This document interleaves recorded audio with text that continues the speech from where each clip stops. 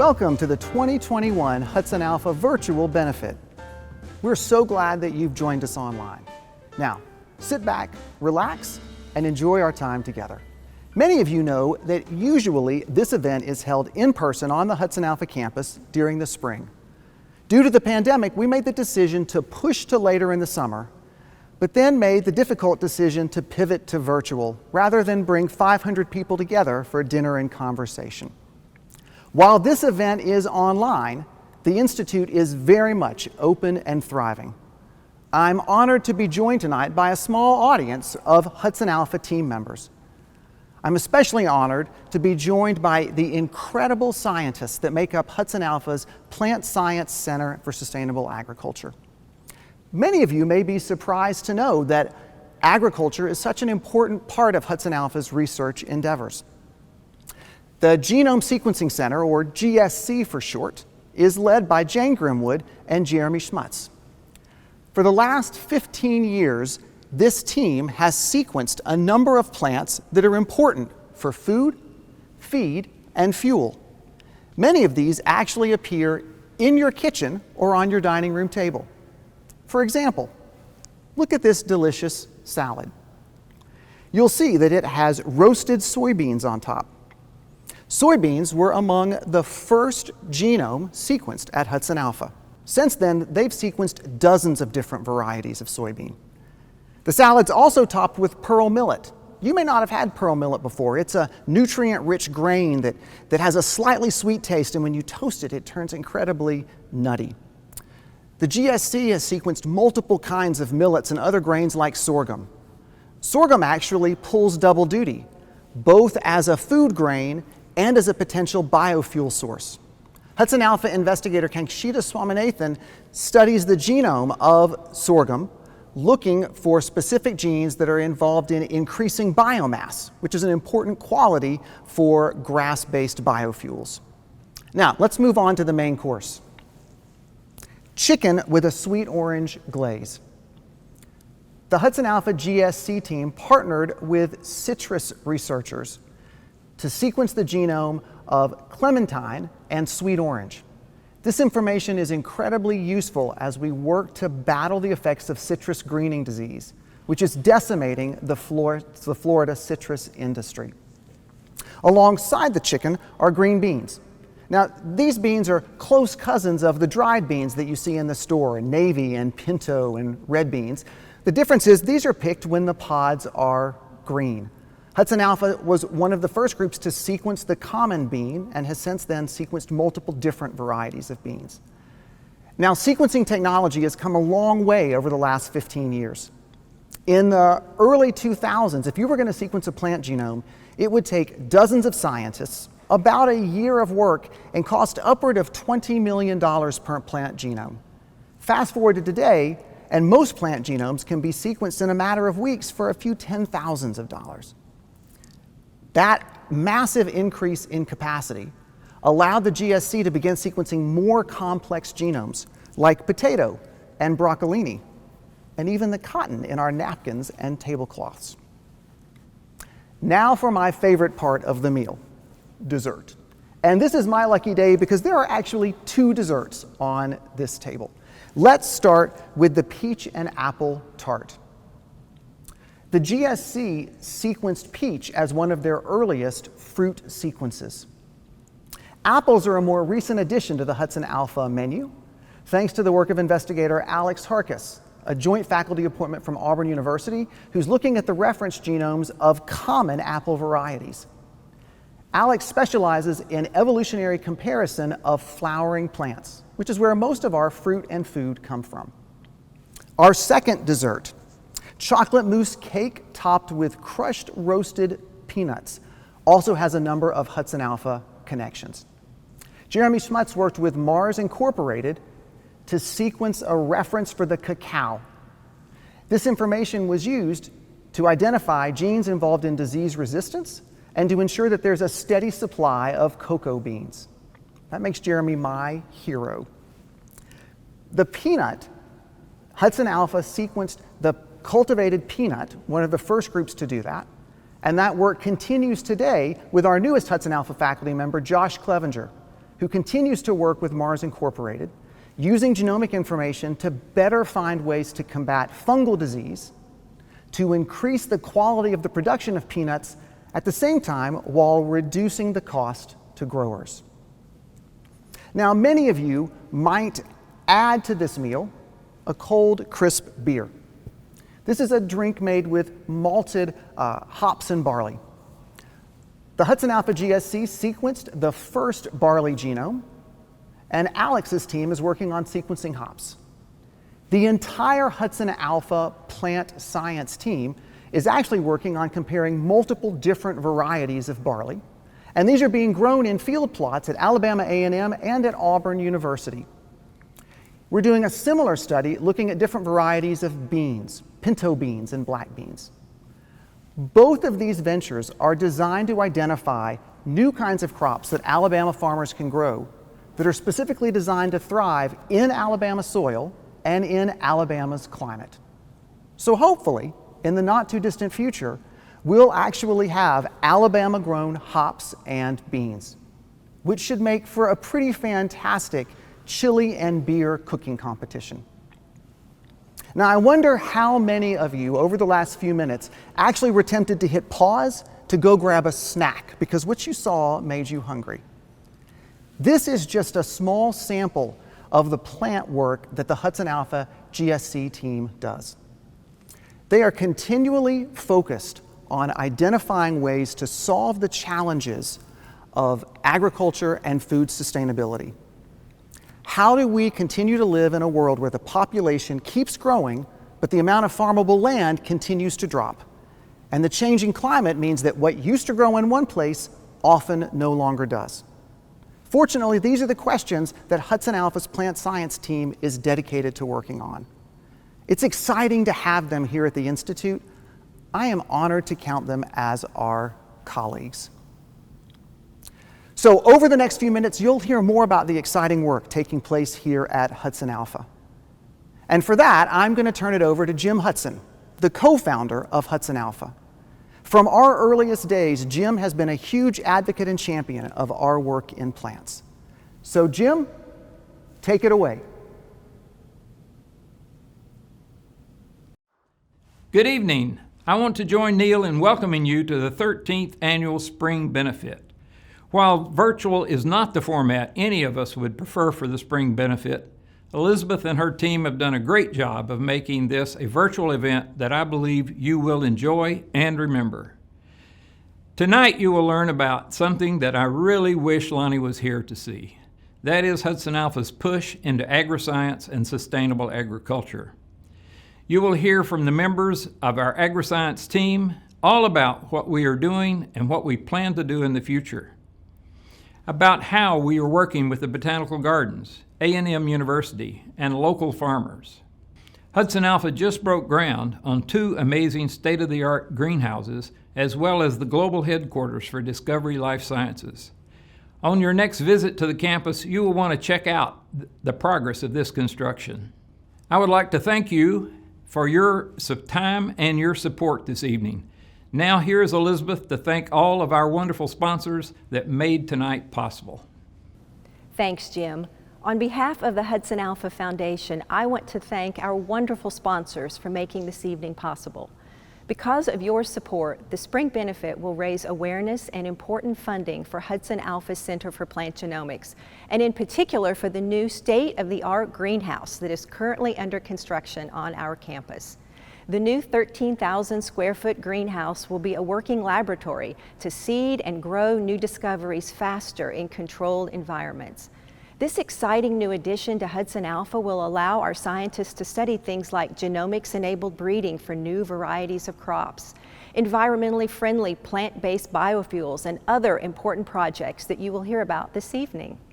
We are grateful to our genome-level sponsors, the Alabama Farmers Foundation and AdTran, our discovery-level sponsors, Bradley Arant, Merrill, Private Wealth Management, STG Partners, and Leslie and Patrick Shields, and our DNA-level sponsors, Aviagen, Brassfield and Gorey, and John and Lynn Cook. We also thank and appreciate our premier-level sponsors as well as our Friends of the Institute sponsors. If you are watching the Spring Benefit this evening and would like to make a donation to support our plant genomics program, we would be extremely grateful. Your gift will help our scientists find new ways to safely and effectively feed and fuel a growing world, as well as make discoveries that benefit agriculture here in Alabama. And now it's my pleasure to introduce Dr. Rick Myers, President and Science Director and the M.A. Loya Chair in Genomics at HudsonAlpha, and Larkin Martin, who is the owner of Martin Farms. Rick and Larkin? Good evening, everyone. I'm Rick Myers. I'm very happy to be here at Martin Farms in Cortland, Alabama, with my good friend Larkin Martin, who is not just a friend of mine, but also a friend of HudsonAlpha. Thank you so much for hosting us out here today. Oh, Rick, I'm glad you're here. I remember the last time you and Wendy came to the farm, you rode a cotton harvester. So we're in springtime now. It was fall then, but I know you're a farmer at heart. You're visiting. Yes, first of all, that was the first time I ever got to do something like that on a farm, and it was just so exciting and so wonderful. But yes, I am a farmer at heart. I've been gardening since I was a little kid, and it's something that I've continued to do. I'm fortunate enough to have a little plot in our yard in downtown Huntsville to grow things like tomatoes and cucumbers and all sorts of interesting things. I love making pickles and doing things like that all summer. Well, we've got a garden here at our yard.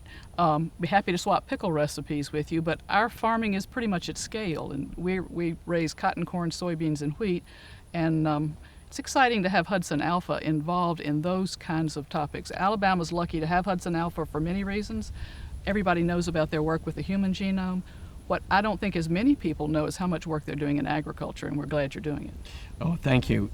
This turns out to be really important. And in fact, we started our agriculture work when we were still at Stanford almost 20 years ago. We finished the Human Genome Project in 2003, and Jeremy Schmutz and Jane Grimwood, who worked with us at the Genome Center at Stanford, we started sequencing plant genomes. And the idea there is to try to understand the genetic makeup of plants. All organisms on the planet use DNA as its genetic material, so the technologies for actually reading or deciphering the genomes are the same. And so it's turned out to be very important when fortunately I was able to recruit them to come to HudsonAlpha at the very beginning, and they've been running this group and now building this group. And I would say almost half of our work now is in agriculture and the related things. Wow. Well, I didn't realize that. I knew it was an important part. I didn't realize it had grown to half. You know, it's interconnected. Everything that we eat affects human health. What we eat is mostly grown by farms and farmers, and soil health is all involved in that. It's interconnected, and probably at the scientific level, it's exciting to connect it with the DNA. Absolutely, and we relate all the different organisms together as well as with our own health and disease. Those all have ties together, and we think of it that way, and we especially think of the technology. The technology are these machines and things that you use to sequence to determine the genetic makeup of an organism are many different varieties of that organism, like in different crops and different people for that matter. And another thing that people might not realize is that a huge part of that is you generate such large amounts of data that much of the work is actually using computers and this computer to figure out what it all means. So for agriculture, we have a lot of problems that we're constantly working to get. We deal in a natural system, in a complex system, and is some of your work helping to solve for things like drought resistance in plants, some of the naturally occurring defense mechanisms of plants that would eliminate the need for some sort of other harsher chemistry on the part of farmers? Are you all working in some of those areas? Absolutely. And there are really probably 4 areas to think about, and one of those is, well, first of all, plant genes, just the genetic makeup and what are the plant genes, because you need to understand the genes which code for proteins and what they do, because that's what makes all organisms do what they do, and understanding that in plants is really important. There's also what we think of as sustainable agriculture. It's a broad term, and that means all the things that you just said. We absolutely need to improve crops, And by the way, this is also all sorts of plants, including trees and things like that, but a lot of heavy emphasis on crops because that's so important for feeding the world. We really need to have another agricultural revolution to get better yields from the land that we do have, to take better care of the land, as you referred to. So that's, and we'll hear more about that in the program, but those problems like pests and et cetera are really, really important. So another area you might not be aware of is that we work on bioenergy. There's an enormous amount of energy tied up in plant mass and the biomass in plants, and most of that's just wasted. So how do you figure out how to get that energy out in a sustainable and energy efficient way? And that's clearly genomics and genetics can help to try to understand that. That's great. So we work a lot on sustainable intensification is the way I've termed to think about it. How to do as much as we can in a productivity on our soils as well as we can with the health of the overall environment, the impact of it being minimal or positive. Absolutely, and I'm glad you brought up soil because I know that weighs heavily on all farmers and anyone who's concerned with growing food and even other plants. And that's something that we obviously really need to be better at. And a big part of the genomics, genetics, and the research that our group does addresses some of those needs as well, and that's really important. Then there's a fourth area that I should mention, which is diversity, biodiversity. We grow 4 major crops in this country, and that's important because we not only feed and fuel ourselves, or clothe ourselves, I should say, with cotton, but a lot of the rest of the world. But there are a lot of other crops. We'll hear about some of those later tonight. But we really need to be able to make that diversity, or expand that diversity because of changing conditions, and also growing plants in the ways that work best for the place that you are. Right. Alabama is different from Kansas. The weather, the climate are different. The soil is different. So being able to understand that kind of diversity is, and some of that can be addressed with genetics by having strains or varieties, I should say, that actually work better in various regional areas. Maybe not on a small sub-regional area, but in the whole region, maybe of the state, or a little larger than that. We raise 4 crops now, but we have raised 3 or 4 additional ones. We always are looking for some way for diversity because it's an economic sort of risk management tool for us, not to have a one weather pattern necessary. We'd love for more of that. I know most farmers in Alabama would. It's a way to manage risk. Yeah, absolutely.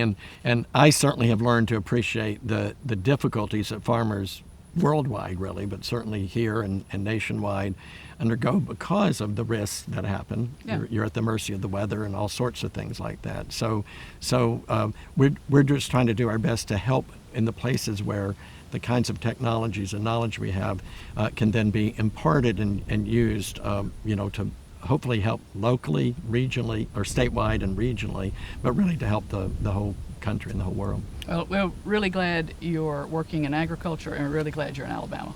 Well, I'm so glad to be here myself. I love being able to see, and speaking of biodiversity, we have a lot of diversity here in Alabama. It's just a unique place for so many different reasons.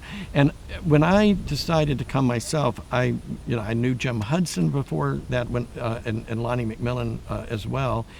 I really was struck by their vision of what they wanted to do, and that was truly was to help the world. It was, how can we do things where we're having a positive impact? And so that means human health and disease, and the health and diversity of what we grow and use. The world around us, basically. Exactly. So, Rick, you all have got so much going on at Hudson Alpha. What's new? It's related to agriculture. A whole lot, because we're always moving. But I think one way to think about this. So first of all, in the plant field, more than half of the species of plants whose genomes have been sequenced were done at Hudson Alpha. Really? This is Jeremy Schmutz and Jane Grimwood. Amazing amount of work working with scientists all over the country, really all over the world. And so that's one of the areas we work on, many of the other things having to do with improving the crops directly, et cetera. And in order to do that, we need more space. We certainly have space on our campus. We're even planting some fields and doing a little bit of that as demonstration gardens and for some of the research. But for a lot of the research, you really have to have a very controlled environment, not surprisingly. And so while we have the equivalent of greenhouses indoors, about 7 rooms, and that have been sustaining us so far in doing this research, we need a lot more space. So we've just broken ground on a very large set of greenhouses, one large greenhouse with separate rooms, so that they can be in controlled environment, so that they don't cross-pollinate each other, et cetera. And that's going to be really important for developing these new varieties that will be a big part of our goal of sustainable agriculture and improving agriculture. Can I get a tour? I'd love to visit. Please, anytime. All right, farm tour for greenhouse tour. Okay, great. Deal. Good evening. My name is Carter Wells, and I'm fortunate to lead the economic development team here at Hudson Alpha. It's my pleasure tonight to speak with Jeremy Schmutz about Hudson Alpha's work in plant genomics. Jeremy co-manages one of the few centers in the world that produces, analyzes, and interprets genomic data on economically important plant and organism species to improve crop breeding and other agricultural practices. Jeremy works at the enviable but challenging intersection of computer science and biology. Prior to joining Hudson Alpha, Jeremy and GSC co-director Jane Grimwood worked with Dr. Rick Myers at the Stanford Genome Center. There, Jane and Jeremy played an integral part of the Human Genome Project. Jeremy, it's time to get started. So, why is genomics so important to the environment that we work in and the agricultural community? So, Carter, genomics is really important for the future of agriculture and the future of how we as humans interact with plants on this planet. And that's because genomics is collecting lots of information. We understand where the plants came from, we understand what their DNA tells us about the plant, and we understand how that interacts with the plants when you put them into a specific environment. And we can do that now because of the amazing advances in technology and data collection that's gone into plant genomics.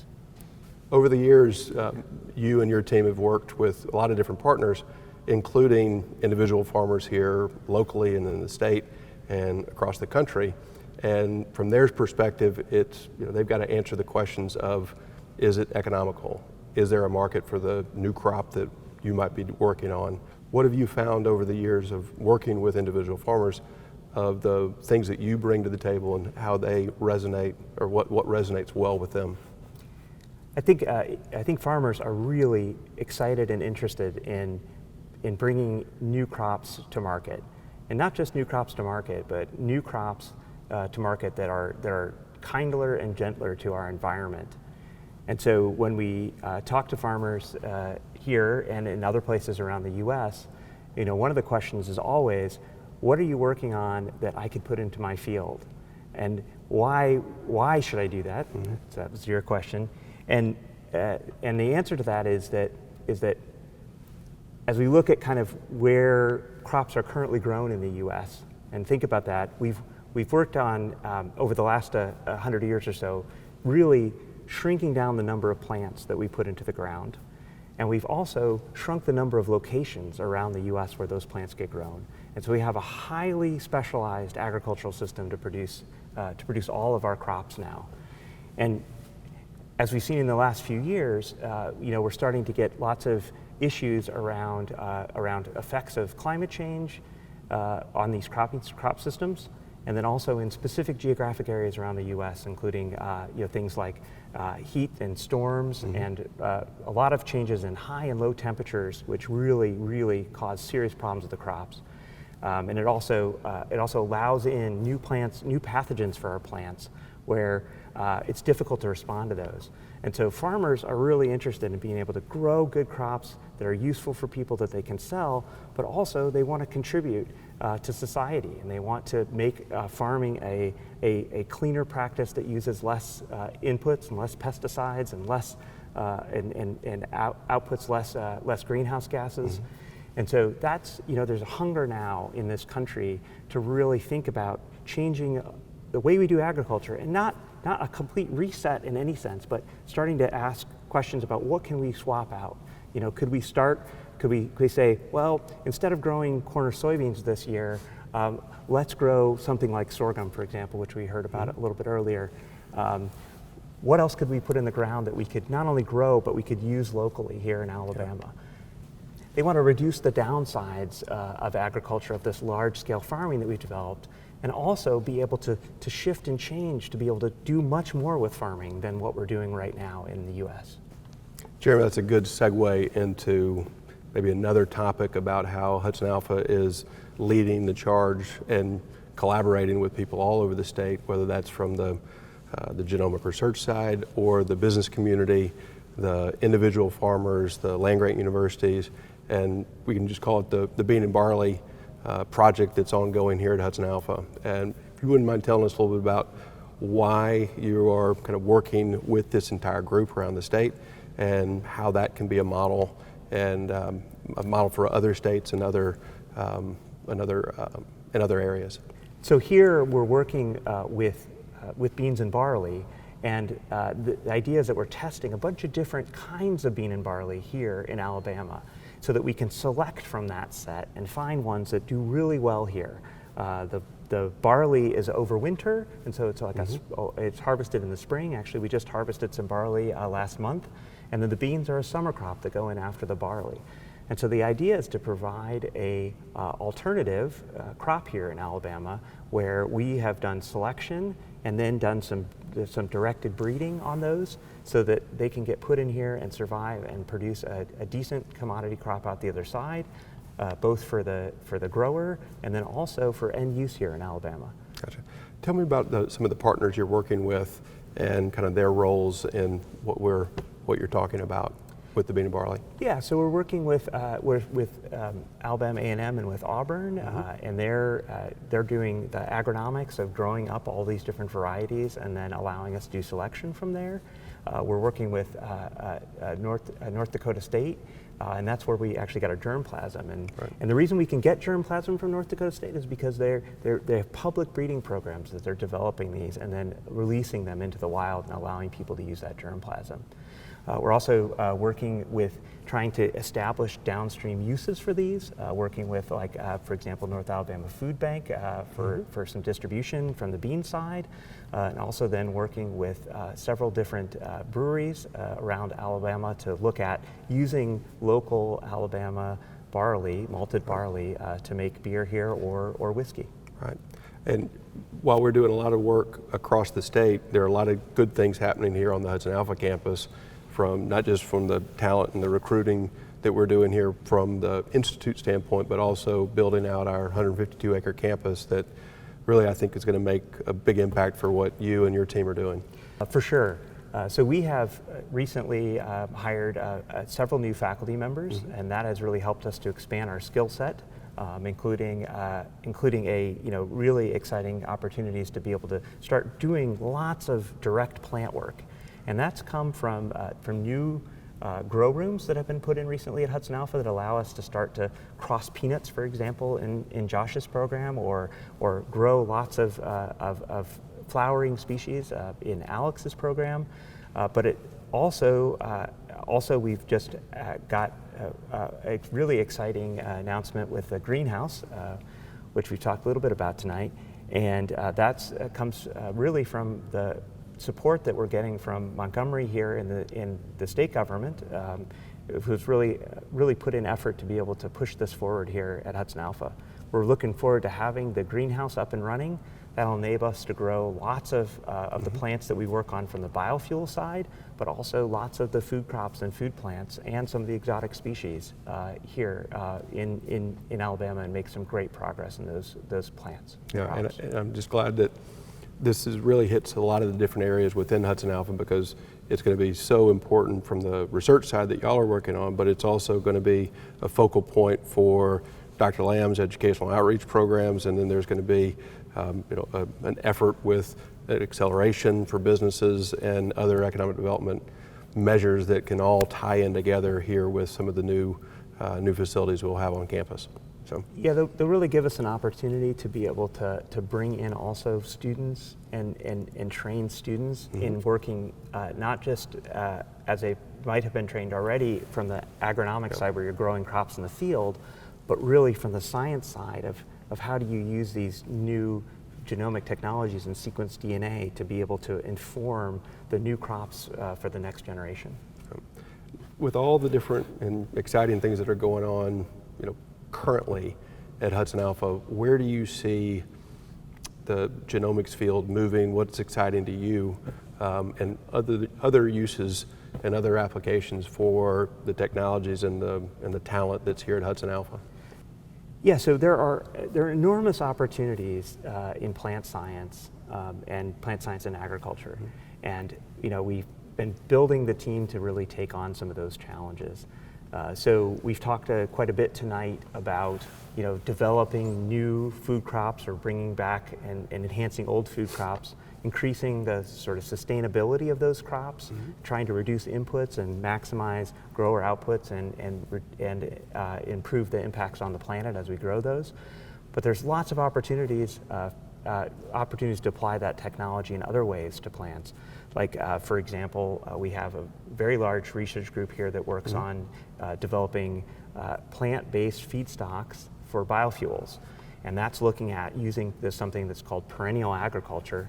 And a perennial is just a plant that once it grows and dies in the winter, it comes back in the spring.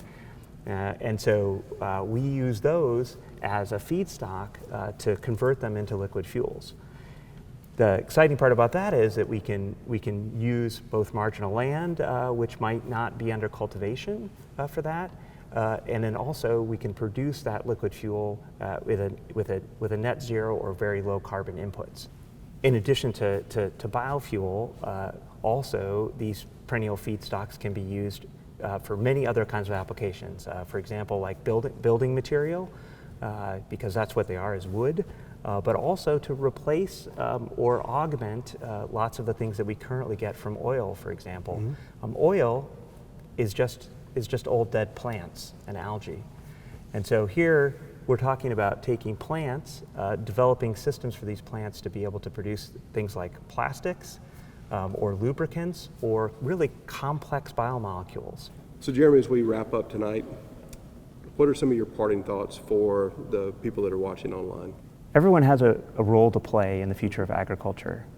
Whether you're a grower and you're actually out there in plants working in the field, whether you're a researcher developing the next generation of crop plants, or whether you're just a person who likes to eat food like Dr. Neil Lamb. We're going to open the greenhouse early next year, and I encourage people to come out to our opening and see what the greenhouse is going to do for plants and agriculture here in Alabama. Good evening from the beautiful Huntsville Botanic Garden. My name is Alex Harkis. I'm an assistant professor at Auburn University, and I'm a faculty investigator here at Hudson Alpha Institute for Biotechnology. My laboratory studies how plants reproduce. Why does studying biodiversity matter? Humans have been farming for only about 12,000 years. In contrast, the first green thing evolved on our planet almost 1 billion years ago. Plants have had a front row seat to the greatest show on Earth, to the history of our planet, and they have so much to teach us about how to improve the crops on our planet, because in many ways, their genomes have already seen many of the struggles that we are trying to solve with modern agriculture. We are so fortunate to be standing in Alabama. Alabama ranks in the top 5 of all states when it comes to plant biodiversity.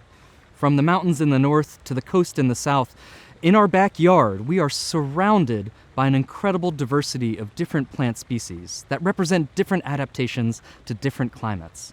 All of that diversity is important for us to understand and to characterize using genome sequencing to understand how to improve the future of crop biology. Many people think of weeds as a nuisance, and they are agriculturally. But weeds also can tell incredible genetic and genomic stories about how plants have evolved and adapted to unique environments. One of my favorite examples is a duckweed. You might have heard of duckweeds if you've ever been on a golf course before. They are one of the most invasive plants on the planet. They can divide in as fast as 12 hours from one plant into 2. But there's more to the story. By harnessing the ability for a weed to grow so quickly, what if we can turn that around and find the practical uses for a plant that grows so fast? Duckweeds have an ability to hyperaccumulate toxins out of their environments. They have an ability to be used as a food crop, not just for humans, but also for animal agriculture. In this way, we're rethinking what we mean by calling something a weed. By studying the genomes of plants from all across the tree of life, my laboratory studies how plants have changed over time. The goal is to use that kind of information to change the future of the face of agriculture on our planet. Hi, good evening. I'm Josh Clevenger. I'm a faculty investigator here at HudsonAlpha Institute for Biotechnology.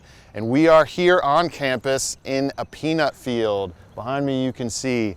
And this peanut field is full of very special kids of mine that serve an important purpose that relates to the research that we're doing here at HudsonAlpha. There are very specific issues that face growers of peanuts in the world. And one of those issues affects us here very, very closely, and that is the tolerance to stress of drought. So growers here in Alabama have to grow their peanuts without irrigation, and so they grow what we call dry land.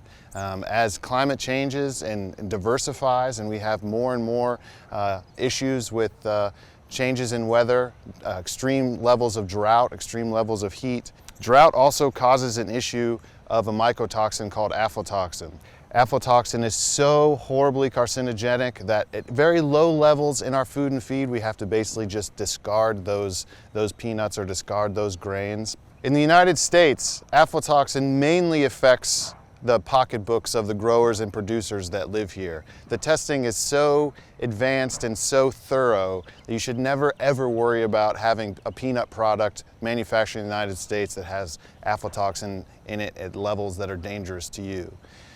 The big issue is that in most of the world, they can't control it. They can't just throw their peanuts or their grains out if they have higher levels. They have to keep those for their families. And in some instances where high levels of aflatoxin is found on corn or peanuts in certain countries, where international manufacturers will reject that lot of food. That food will then go and it will be sold to the people that live in that area.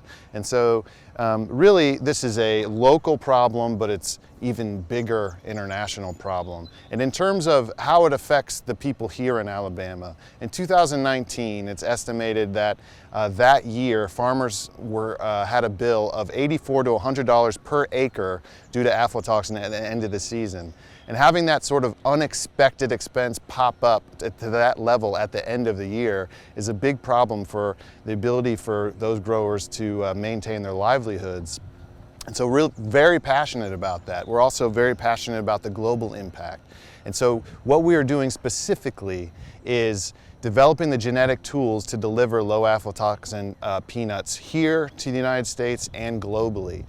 This year we planted peanuts out in this field. It was sort of our ad hoc field. We don't like to wait 1 year or 2 days, quite frankly, to do the work, very important work that we're trying to do. And so we put in some effort to till this field that was all bushes and weeds and hand plant all of these peanuts by hand and come out there and tend them like they're our little children.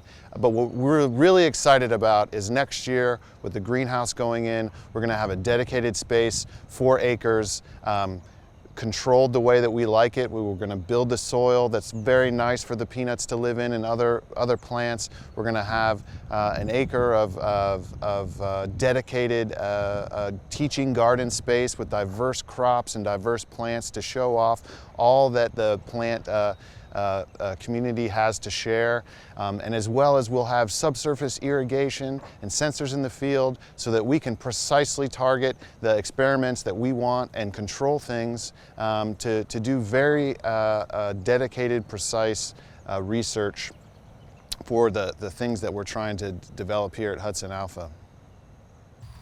Hi, I'm Kankshita Swaminathan. I'm a faculty member at HudsonAlpha, and I'm standing here at the Winfred Thomas Agricultural Research Station with Dr. Ernie Siebert, who is a faculty member at Alabama A&M. And the grass you see behind us is miscanthus, a grass that we're both very fond of. That is, we are researching it for as a sustainable source for bioenergy. at this Winfred Thomas Agricultural Research Station in Hazel Green, Alabama, we have about 1,000 acres of external laboratories. That's what we call it. And behind us, as Conchita said, the miscanthus crop that we're growing, it's mainly for clean energy. It's a grass that creates a significant amount of biomass, and that biomass is nothing more than sugar, a carbohydrate that can then be converted into clean fuel and clean energy. So, but however, we don't even do any of the fuel work here. What we do is the growing of the crop, understanding the genetic aspects of it, and then collect as much data as we can, and we transfer this data to Dr. Conchita's lab over at Hudson Alpha. So most of our crops need fertilizer to grow and yield well. And we've done a really good job with breeding to produce plants which can give you big yields. However, almost all plants need fertilizer. And over-fertilizing causes water pollution, and the runoffs are now causing big green waters in our oceans. And so we really clearly need to curb that some and figure out when to fertilize, how much to fertilize, and create plants that actually utilize the fertilizer better so that we can use less, right? And so in order to figure that out, we are actually trying to understand how a plant responds to fertilizer. And so that is an NSF-funded project on sorghum, which is a grain crop. And we're looking to understand, which genes are actually responsive to different amounts of fertilizer that are in the soil. And the idea is once we figure that out, we can then understand what's the minimum number of genes that are needed to generate a plant that does really well with very little fertilizer. And that should go back into a breeding program to generate better plants. Ernie, I'd like to thank you for being a wonderful collaborator, and thank Alabama A&M for use of this research station for our projects. Well, Conchita, you're quite welcome, and I look forward to continue our relationship in this type of research in the future. Thank you. Thank you. So part of the reason for doing much of our research with local universities is because one of our missions is to actually increase the workforce in agri-science. Many of us are passionate about this research, but it's important to train the next generation and to broaden participation and open their eyes to agriculture and sustainable agriculture. And so joining me today is Taisha Farmer, a faculty member at Alabama A&M. Welcome, Ty. And she's going to tell us about a project we have together, which is a statewide project to broaden participation in agri-sciences. Ty? Thank you, Conchita. So I'm Ty Farmer, and I'm faculty at Alabama A&M University in the College of Agricultural Life and Natural Sciences. And the project that Conchita was just talking about is the EA3 initiative, which is the Expanding Access to Alabama Agri-Science initiative. And this particular project consists of a number of stakeholders throughout the state of Alabama, from industry and educational specialists, 4-H, FFA, and post-secondary educators and researchers. And the primary aim of this project is to find ways in which we can engage students in agri-science and agriculture-related activities and provide them with opportunities, exposure, experiences, so that they can end up choosing these as a career path or a pipeline path for their careers. And so one of the aims of this project is to identify barriers to access to agri-science related careers, to understand those better, and then to also develop solutions. So Alabama has a number of programs that address this particular challenge, but those programs are not linked together. And so with EA3, what we want to do is to build a collaborative infrastructure whereby we're linking all of these programs and all of these activities together so that students and community members are more attracted to agri-science and agriculture as a career path. We look forward to engaging and encouraging more Alabama student involvement in agri-science related research and career opportunities. My name's Kyle Bridgeforth, and I'm a partner at Bridgeforth Farms. We're at the farm now in Tanner, Alabama, and I'm honored and thrilled to be a part of this year's Hudson Alpha Spring Benefit. As farmers in the Southeast, we face several challenges. One being that we have a limited amount of crops that we can grow. Here currently we grow cotton, corn, soybeans, and wheat, and we're constantly searching for new crops that we can add into our rotation. The future of agriculture is bright. There's a lot of opportunities, a lot of merging of different industries within agriculture, one being indoor farming. Years ago, indoor farming wasn't something taken very seriously, but now we're seeing it that it's growing throughout as a viable option throughout the industry, certainly on the specialty crop space.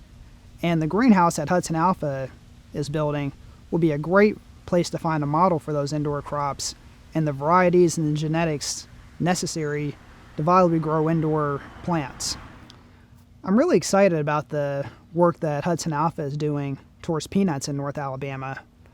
It's a crop that's grown in Georgia and Arkansas and South Alabama, and to have that available in the crop rotation in North Alabama would mean that, one, we could break up the environment for pests between our corn and soybeans and cotton and other grain crops that we grow.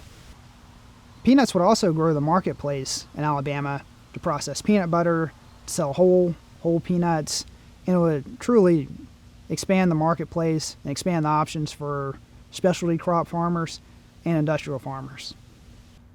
Barley is another project that Hudson Alpha is working on, and to have that crop available to grow in North Alabama would expand the opportunity not only to produce beer, but also to expand the growing options for farmers. It's a crop that has a natural soil resistance. It has a lot of benefits for the ground that it grows on, and it would be a crop that could really change up the typical rotation for most farmers. So I believe if barley, if the science was behind it, if the genetics were there, then it would be a crop that would be quickly adopted by most of the farmers in North Alabama. Hudson Alpha has been a great supporter of farmers and people in the agricultural industry, and it's a blessing to have them in this area locally and to have them as a partner in all things agriculture. We're excited about the projects coming down the pipeline, excited about the opportunity to grow some new crops in this area, and really appreciate the work that Hudson Alpha is doing for the community, for people in agriculture, and I'm looking forward to what's to come in the future. I'm Rex Vaughn, farming on the west side of Madison County. We've been in this county, I'm the 6th generation, to farm some of the land that we still farm and here where we stand. We currently grow a lot of corn and soybeans. We just finished up our wheat harvest. When I came out of Auburn, we were pretty much traditionally growing traditional crops such as cotton, a lot of it, and a little bit of corn and a lot of soybeans. And back in those days, we did not have biotechnology in the crop production system that we enjoy today. That was exactly 25 years ago that we saw the genesis of biotechnology used in traditional crops. And cotton was the first crop that we were fortunate to have that had biotechnology implemented into its production system. There are certain genes that were introduced to the cotton plant to enable that cotton plant to withstand the attack of bollworms, which were a major pest to cotton growers. So when that gene was introduced to the cotton plant and we were able to buy that seed and enjoy that biotechnology, even though it's a natural occurring gene that the cotton now has in it, you know, that's just another avenue of technology that we now employ every year in a crop production system. They're leading the way in that kind of technology, and I'm really looking forward to seeing what will come from what Hudson is able to do and provide that to not only me, but it's not only beneficial for the farmer in production agriculture, but the whole food chain down the way that the rest of the world will benefit from. So Hudson has a lot of ideas that I think will be beneficial for a world looking for safe food. You know, I've been struck this summer by how often my news feed has been filled with articles that highlight the big picture problems that are so relevant to the work being done by the scientists in our Center for Plant Science and Sustainable Agriculture. These included stories of drought-induced water shortages in the West that are reducing crop yields and forcing farmers to take valuable farmland out of production. Predictions from NOAA that the average rising temperatures in the U.S. will result in crop yield losses in excess of 10% by 2050. Couple this with the prediction that there will be an additional 2 billion people on the planet by 2050, and the need for agricultural innovation has never been more pressing. Looking back, there have been a number of agricultural innovations that drove production increases. Horsepower replaced people power, tractors replaced horses, advancements in fertilizers and pesticides, matched seeds and herbicides, the use of satellites for planting and harvesting, all helped produce production yields. Looking forward though, biology and genomics promises to play an increasingly important role in improving agricultural production. You've heard tonight that the scientists at HudsonAlpha are sequencing and analyzing the DNA of plants to help understand the role genetics and genomics play in yield enhancement and drought tolerance and disease resistance and pest resistance. They're working to develop new, better varieties of crops that can thrive in different climates, that are also more environmentally friendly, requiring less fertilizer and water. They're working to develop better sources of biomass for producing better biofuels, which burn cleaner. They're working on projects focused on improving agriculture in the state of Alabama by developing varieties of peanuts and pecans and beans and barley and other plants for planting specifically by Alabama farmers. They're studying the rich diversity of plants that make Alabama the most biodiverse state in the U.S. And all of this fits squarely into the high-level mission of HudsonAlpha. By understanding the science of plants, we can improve the human condition. The quality of the food we eat, the water we drink, and the air we breathe are all critical factors in human health and critical to every human on the planet. Proceeds from tonight's event will go toward the construction of a new laboratory and greenhouse space that will allow scientists to grow plants on the campus in controlled environments to help advance their research goals. The new greenhouse is currently under construction and will be finished by early next year, and we so look forward to being able to host tours for you in that facility at that time. If you'd like to make a gift in support of this project, we would be grateful for any donation. Plus, there are several naming opportunities associated with this project. Members of our advancement team would be happy to talk to you about those. Your gift tonight will help fund our efforts toward creating a healthier, more sustainable world. In closing, I want to thank the advancement and communication teams for their efforts in organizing and producing tonight's event, and I want to thank each of you for sticking with us to the end of this program. I hope you will continue to support our efforts here, and in exchange, we commit to be good stewards of all you give. Thank you for joining us for this virtual benefit. We look forward to having you back on our campus really soon, and in the meantime, good night and good health.